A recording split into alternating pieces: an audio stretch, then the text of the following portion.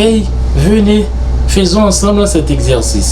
Petit pot de beurre, quand des petits pots de beurre auras-tu? Petit pot de beurre, quand des petits pots de beurre auras-tu? C'est très facile.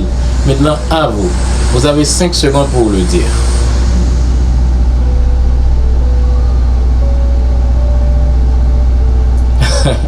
Assurément, vous avez fait pas mal d'erreurs.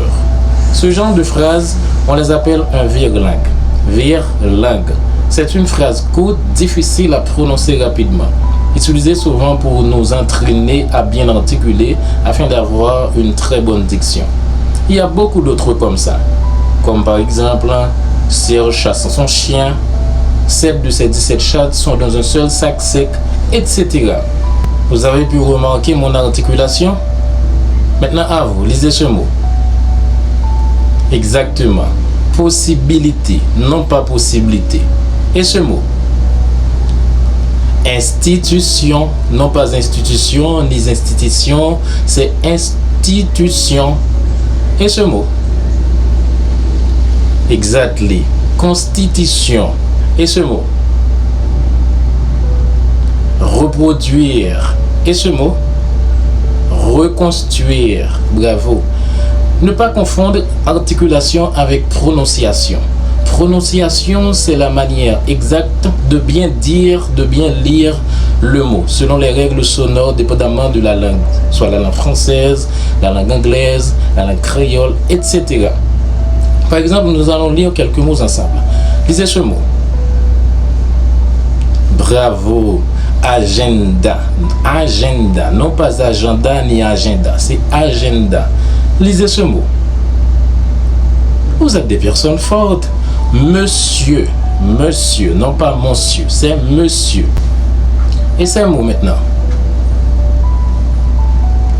Messieurs. Mesdames. Non pas messieurs. Non pas mesdames. C'est messieurs. Mesdames. Il faut essayer de faire ressortir le son et, non pas le son est. C'est messieurs, mesdames.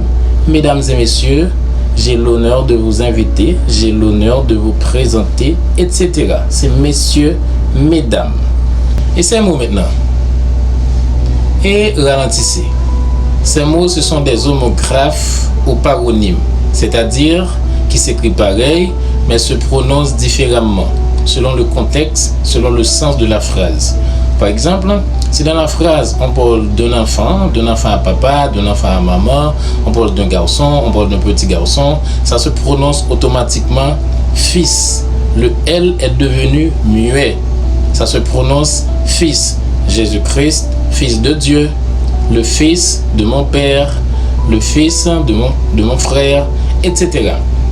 Mais si dans la phrase on parle d'une corde, on parle de quelque chose qu'on peut attacher ou qu'on peut détacher, etc. On parle d'un câble aussi, ça se prononce automatiquement fil, même si c'est au pluriel. Automatiquement, le S est devenu maintenant muet. Les fils de mes vêtements, les fils de ma voiture, les fils de ma radio, les fils de ma télévision, etc. Maintenant, lisez cette phrase. Bravo, mon fils utilise des fils pour faire une ficelle. Avant d'y aller, c'était quoi déjà la phrase d'entraînement d'articulation? Bravo, petit pot de beurre. Quand des petits pots de beurre rates-tu? C'était Joadner, fils de plume, votre serviteur de toujours. Au revoir, à la prochaine.